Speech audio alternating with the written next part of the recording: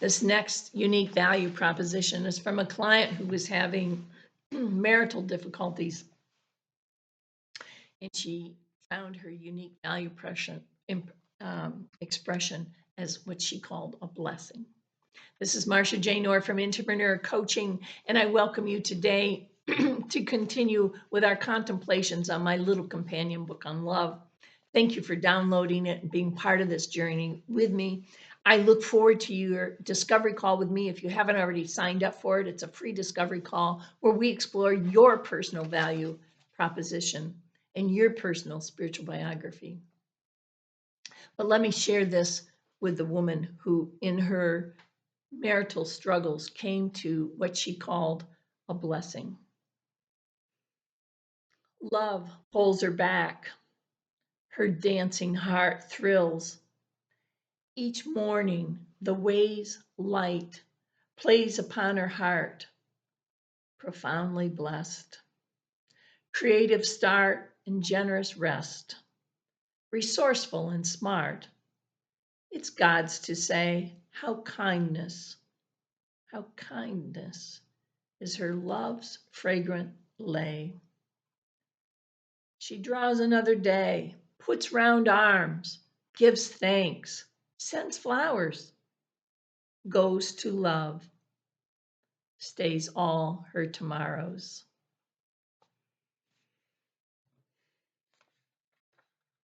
In entrepreneur coaching, as with many other practices of this kind, we work with the concept of mirroring. And it's just a powerful concept. Whether or not you can consider it a higher truth for you personally, it's very much an opportunity to grow and learn through your observations. And the essence of it is that when you look at another, particularly those irritations or even the loves and even the perceptions that we project onto others, whatever it is you're seeing, this practice is powerful because it asks you to consider that these are simple mirrors of you that are out there. Now, whether or not that's accurate for you, I'm not saying one way or another. I'm just saying that in my own experience and in many experiences with clients, this has been a very eye-opening practice. And I call you forward to it. Consider it now, called mirroring. I know you only as I know myself.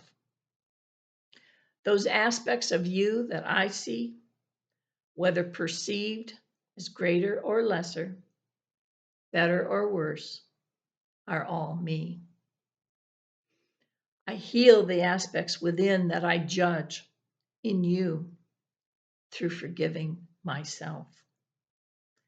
I courageously step forward toward my greater self and release all seeming negative projections as just false testimony to our true magnificence. The questions for our contemplations are, who or what do I see as great? Who and what do I see as unworthy?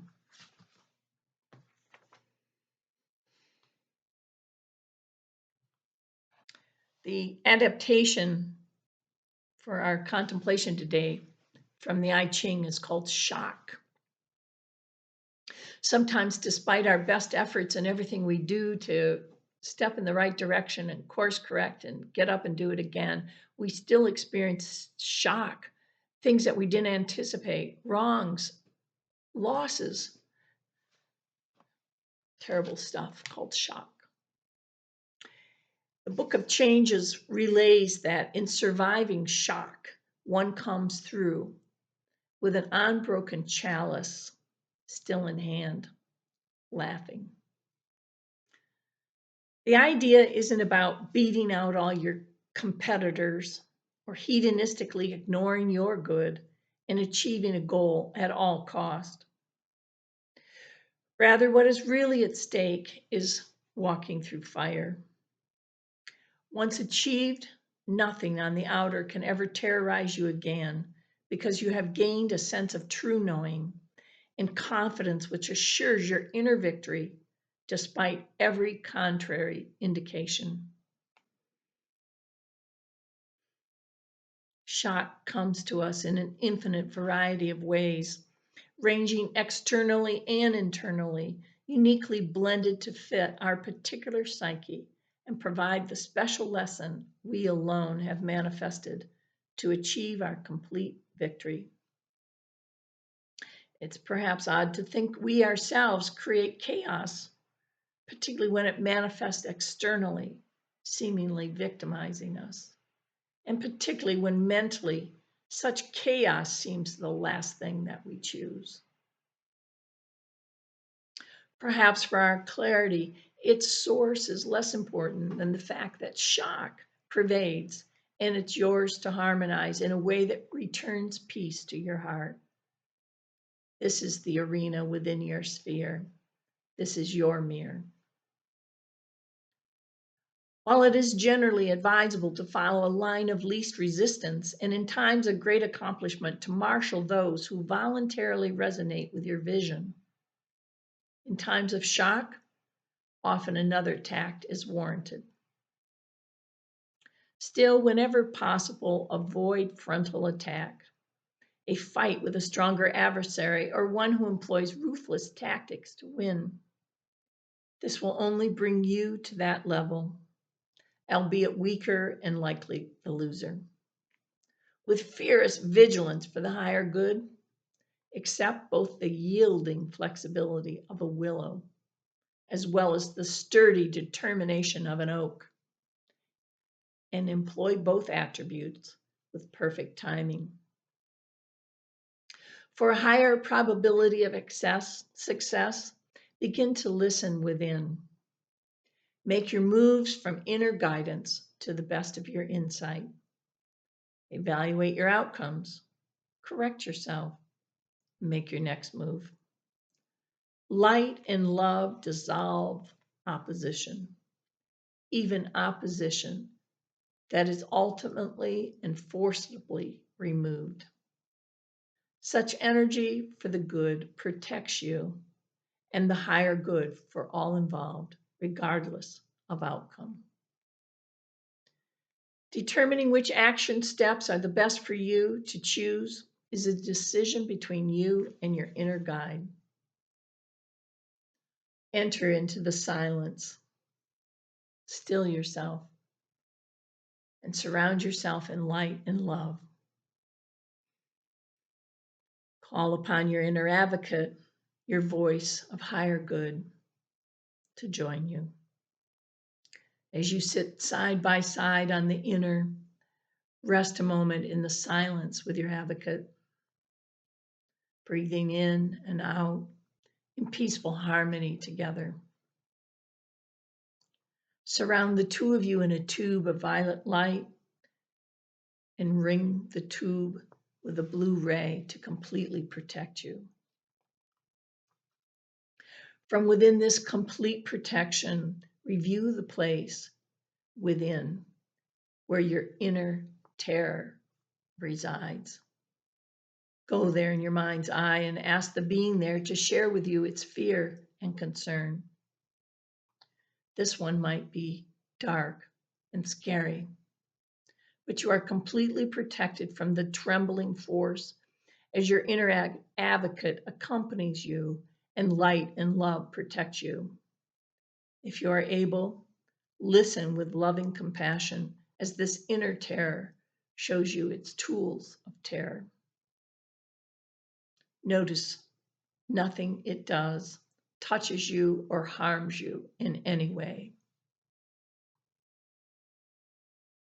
Once this aspect has shared a view of its force, you are free to converse with it on the inner. You may ask it to share with you its positive intention. Listen and learn. Whatever it shares with you when complete, thank it for coming forward. You may ask it what it wants from you and what it intends to give you. You take command of this element in your mind's eye, and you ensure that no harm comes to you or to others within your sphere of influence. Also, you may ask the two of you how the two of you might interact more lovingly so that both you and it can accomplish your highest good. I encourage you to identify all behavior that is seemingly unloving and unhelpful and direct this energy toward more useful and more effective behavior that will help it and you better achieve your highest good. When you are complete, thank this inner aspect for sharing and return with your inner advocate to a bench in a beautiful nearby garden. You may wish to share with your advocate your thanksgiving and gratitude for all that you have learned and all you now see more clearly.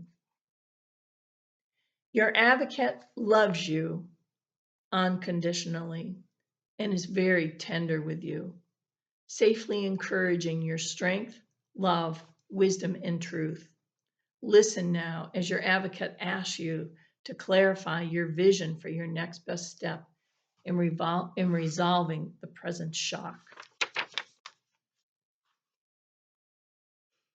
Once you have shared your vision, join your advocate for a walk to a nearby beach, where just over the hill you see a sailing boat awaiting your arrival. Within seconds, you and your advocate are sailing the craft effortlessly through a rough sea. Your eyes are straight ahead toward a nearby shore. With your destiny clearly in mind, you steer your sailboat across the harbor through the rising storm to safe landing. Notice the waves and the wind, and notice how confident you feel in steering your craft. See how it responds to your sure direction. Notice how you feel once upon safe shore again. See the strength and confidence in your mind and body. Feel how invigorated you are and how sure you are about your capability. Breathe in your victory and relax. The way is clear and you are safe. When you are ready, you may return to the room. Once back, you may record what you have learned, identifying specific next steps to take that will support you in achieving your victory. Then stand up, stretch, and spend a moment laughing. Just I-E-I-O-U,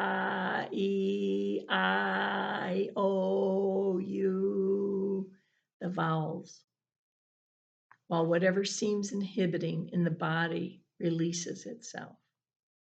I-E-I-O-U.